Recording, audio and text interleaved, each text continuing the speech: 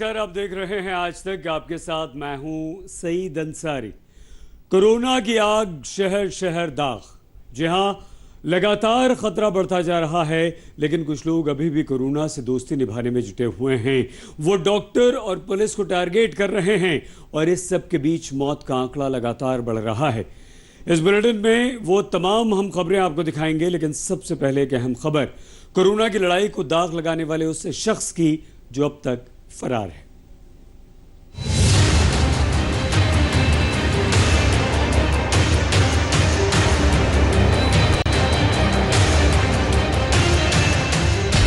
कहां छिपा है जमात का मुखिया मौलाना साद?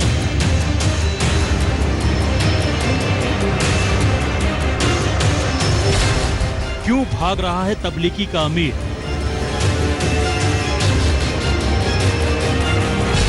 पुलिस के सवालों से क्यों बच रहा है मौलाना साद? जमात प्रमुख की तलाश तेज हो गई है। दिल्ली से लेकर शामली तक हर जगह क्राइम ब्रांच की टीम मौलाना साद को ढूंढ निकालने में जुटी है। इसी सिलसिले में क्राइम ब्रांच की एक टीम मौलाना साद के शहर शामली पहुंची। फिर शुरू हुआ शामली के कांधला में सर्च ऑपरेशन। मास्क लगा और तमाम एहतियात बरतकर क्राइम ब्रांच की टीम ने साद के फार्म हाउस पर छापेमारी की। जांच टीम की छापेमारी साद के सहयोगियों के फोन सर्विलांस के आधार पर हुई है, लेकिन वहां मौलाना साद हाथ नहीं लगा। क्राइम ब्रांच की ये कार्रवाई देर तक चली। माना यह जा रहा है कि तबलीगी जमात का मुखिया अपने पैतृक शहर में नहीं बल्कि दिल्ली में ही छिपा है। वो जाकिर नगर इलाके में अपने किसी रिश्तेदार के यहाँ हो सकता है।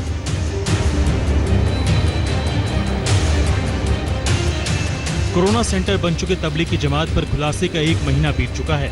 तब से अब तक मौलाना गायब है। वो सिर्फ अपना ऑडियो संदेश जारी करता है, लेकिन सामने नहीं आता। क्राइम ब्रांच अब तक उसे 2 नोटिस जारी कर चुकी है, लेकिन वो जांच से भागता फिर रहा है। वो ना तो अपना कोरोना टेस्ट कराने को तैयार है और ना ही जांच में सहयोग के लिए। दिल्ली पुलिस की क्राइम ब्रांच ने छापा मारा है जो मौलाना साद है उनके जो घर है शामली में वहां पर, और फिलहाल टीम वहां मौजूद है मौके पर और लगातार इन्वेस्टिगेशन कर रही है, क्योंकि लगातार इस मामले में 2 बार नोटिस दिया जा चुका है मौलाना साद को, लेकिन उन्होंने इन्वेस्टिगेशन अभी तक ज्वाइन नहीं की है। क्राइम ब्रांच ने मरकज और शामली से कई सबूत जुटाए हैं।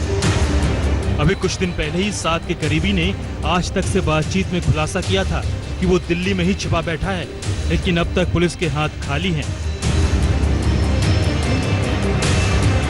आज तक को मिली जानकारी के मुताबिक अब क्राइम ब्रांच मौलाना साद के तमाम करीबियों का बयान दर्ज करेगी, ताकि कुछ और सच सामने आ सके। शामली से शरद मलिक और दिल्ली से अरविंद ओझा के साथ चिराग गोठे, आज तक। दिल्ली में कोरोना के मामले लगातार बढ़ते जा रहे हैं। जामा मस्जिद इलाके में कोरोना के वायरस की एंट्री के बाद हड़कंप मच गया है। एक ही इलाके की एक गली में एक ही परिवार के 11 लोग संक्रमित मिलने के बाद प्रशासन की मुश्किलें काफी बढ़ गई हैं। कोरोना वायरस ने जामा मस्जिद की गलियों में भी सेंध लगा दी है। जिन गलियों में कभी चूड़ियों की आवाज खनकती थी, जिन गलियों में कभी बाजार सजता था, लेकिन कोरोना की वजह से वीरानी है, सन्नाटा है। इसी सन्नाटे के बीच कोरोना वायरस का शोर तेज हो गया है, दहशत का आलम बढ़ गया है। जामा मस्जिद की चूड़ी वालान गली में कोरोना के 11 मामले सामने आने पर हड़कंप मच गया है।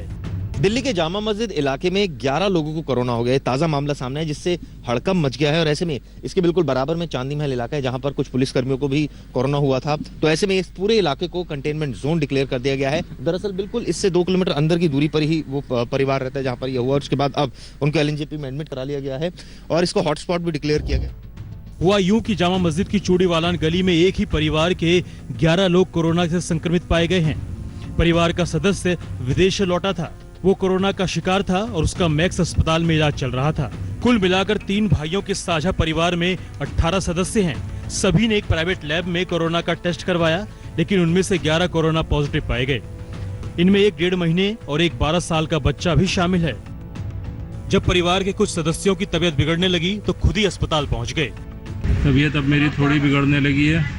हम चूड़ी वालान से यहाँ LNJP में बड़ी मुश्किल से आए हैं पैदल, और घर में अभी 7 पेशेंट और हैं। परिवार के 3 सदस्यों की हालत गंभीर है, जिन्हें LNJP अस्पताल में भर्ती किया गया है। देश भर में कोरोना संक्रमण के मामले में दिल्ली तीसरे स्थान पर है। दिल्ली में 62 नए मरीजों के सामने आने के बाद कुल मरीजों की संख्या 2248 पहुंच गई है। वहीं 724 मरीज कोरोना वायरस को मात देकर घर लौट गए हैं। जामा मस्जिद की चूड़ीवालान गली में 11 मरीजों के सामने आने के बाद इलाके को सील कर दिया गया है। लेकिन प्रशासन के सामने सबसे बड़ी चुनौती ये है कि आखिर वो कौन कौन लोग हैं जो इनके संपर्क में आए। कोरोना के चेन की शिनाख्त करके ही वायरस के लाइफलाइन को काटा जा सकता है। दिल्ली से फरीद अली, हिमांशु मिश्रा के साथ चिराग गोठी, आज तक। दिल्ली में कोरोना संक्रमण बढ़ाने में तबलीगी जमात बदनाम हो गई है। इस जमात ने एक बार फिर से सुल्तानपुर इलाके में हंगामा किया। हालांकि पुलिस के आने के बाद मामला शांत हो गया। जमात की इसी हरकत को देखते हुए दूसरे राज्यों में भी इस पर सख्ती बढ़ा दी गई है। ये सुल्तानपुरी क्वारंटीन सेंटर है। डायबिटीज और भूख की वजह से दूसरी मौत हुई है। कोई सुनने वाला नहीं है, कोई डॉक्टर नहीं आ रहा, कोई सुनने को राजी नहीं है। हमारी दरख्वास्त है दिल्ली गवर्नमेंट को हमारा मैसेज पहुंचाए। इस सुल्तानपुरी में दूसरी डेथ भूख की वजह से और डायबिटीज सांस की वजह से, डॉक्टरों के ना होने की वजह से। हंगामा बरपा है, तबलीगी जमात का शोर है, कुछ शिकायत है तो कुछ बदमाशियां। दूसरी मौत है। दिल्ली के सुल्तानपुरी में क्वारंटाइन की तारीख पूरी हुई तो जमाती घर जाने की जिद करने लगे। दिल्ली के एक और क्वारंटाइन सेंटर से जमातियों के हंगामा करने का वीडियो सामने आया है। दरअसल दिल्ली के सुल्तानपुरी इलाके में इस क्वारंटाइन सेंटर में जमातियों का आरोप था कि एक शख्स की डॉक्टरों की लापरवाही की वजह से मौत हो गई। दरअसल सुल्तानपुरी के इस क्वारंटाइन सेंटर में 50 साल के एक जमाती की तबीयत बिगड़ गई, जिसका अस्पताल में इलाज के दौरान मौत हो गई। इसके बाद क्वारंटाइन में रहने वाले जमाती हंगामा करने लगे। यहाँ निजामुद्दीन मरकज से तबलीगी जमात के 199 लोगों को लाकर रखा गया है। लेकिन जब बवाल करने लगे तो यहाँ के स्टाफ संभाल नहीं सके। पुलिस को मौके पर बुलाया गया। लॉकडाउन की वजह से अब इन्हें 3 मई के बाद ही भेजा जा सकता है। दिल्ली के सुल्तानपुरी की तरह उत्तराखंड में भी हालात ना बिगड़ जाएं, लिहाजा पुलिस प्रशासन मुस्तैद है। तबलीगी जमात के लोगों की पहले ही शिनाख्त की जा चुकी है।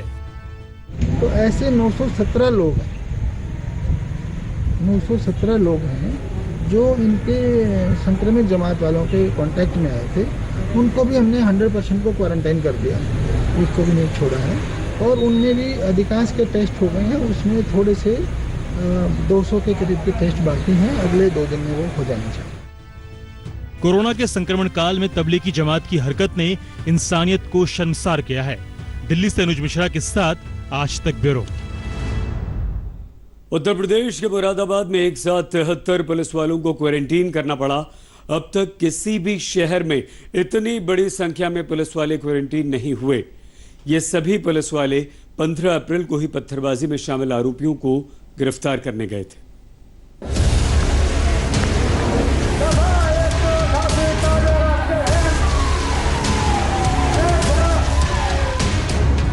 जिन आरोपियों ने 15 अप्रैल को हमला किया था, उनमें से 17 पत्थरबाजों को पुलिस ने पहले ही दिन गिरफ्तार कर लिया था। उनकी जांच में सामने आया कि 5 पत्थरबाज कोरोना पॉजिटिव थे। संकट का खुलासा होते ही गिरफ्तारी में शामिल थाना प्रभारी, चौकी प्रभारी और अन्य पुलिस वालों को क्वारंटीन करने का फैसला किया गया है। उनको 35 पुलिसकर्मी नए SHO के क्वारंटाइन किए गए हैं और इन्हें कोतवाली क्षेत्र में विभिन्न लॉजेज में और होटल्स में क्वारंटाइन किया गया है। जिन पुलिस वालों को क्वारंटीन किया गया है, उनकी सेहत पर नजर रखी जा रही है। लेकिन 5 पत्थरबाजों का कोरोना पॉजिटिव होना बेहद गंभीर संकेत है। आशंका उन इलाकों के लिए बढ़ गई है जहां ये सभी 15 अप्रैल तक छिपे बैठे थे। शहर में कुल 21 हॉटस्पॉट घोषित किए गए हैं, लेकिन सबसे संवेदनशील नवाबपुरा इलाका ही है जहां पत्थरबाजी की घटना हुई थी। इन सब के बीच राहत की खबर यह है कि आज जिन 41 लोगों की रिपोर्ट आई है, उनमें से 40 नेगेटिव हैं, यानी कोरोना का आंकड़ा लगातार दूसरे दिन 88 ही है। शरद गौतम, मुरादाबाद, आज तक। पीजीआई चंडीगढ़ में 6 महीने की एक बच्ची की आज कोरोना की वजह से मौत हो गई। वायरस की पुष्टि होने की वजह से उसकी ओपन हार्ट सर्जरी नहीं हो पाई थी। अब उसके इलाज में जुटे सभी 54 मेडिकल स्टाफ, डॉक्टर सभी को क्वारंटीन कर दिया गया है।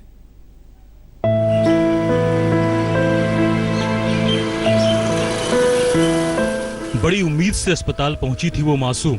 6 महीने की बिटिया के लिए घर वाले परेशान थे, लेकिन उन्हें भरोसा था कि जल्द ठीक होकर वो खिलखिलाएगी। लेकिन उस मासूम ने दम तोड़ दिया। पीजीआई चंडीगढ़ में जिस मासूम बच्ची ने आज दम तोड़ा, वो दिल की बीमारी से जूझ रही थी। ओपन हार्ट सर्जरी के लिए उसे पीजीआई चंडीगढ़ लाया गया था, लेकिन अस्पताल में उसे कोरोना ने दबोच लिया। कोरोना की शिकार वो मासूम बच्ची पंजाब के फगवाड़ा की रहने वाली थी। 36 दिनों तक लुधियाना में उसका इलाज चला। वहां हालत बिगड़ी तो उसे 9 अप्रैल को पीजीआई में शिफ्ट किया गया। वहीं पर जांच में मासूम कोरोना पॉजिटिव पाई गई। ओपन हार्ट सर्जरी से पहले ही कोरोना ने उस लाडली बेटी की जिंदगी छीन ली। कोरोना की पुष्टि होने के बाद पीजीआई चंडीगढ़ के डॉक्टर इंतजार कर रहे थे कि बच्ची की हालत में सुधार हो, लेकिन ये कोरोना जानलेवा हो गया। पंजाब के फगवाड़ा से 6 महीने की मासूम बच्ची को उसके घर वाले चंडीगढ़ की पीजीआई में दिल का ऑपरेशन कराने के लिए लाए थे, लेकिन उन्हें क्या पता था दिल का इलाज कहीं ना कहीं जिंदगी के सौदे में बदल जाएगा।